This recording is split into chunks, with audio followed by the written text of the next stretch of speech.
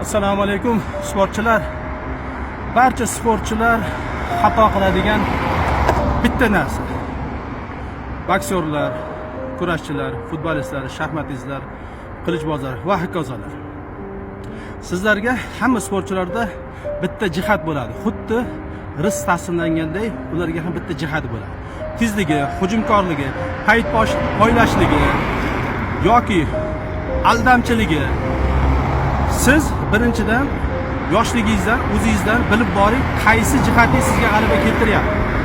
Keyin trenirovkalarda xo'p 12 raund bo'ysina qilasiz, lekin siz o'zingizni mashg'ulotingiz bo'lib qolasiz. Siz bo'ysinoda sekin ishlayapsizmi? Bo'ldi.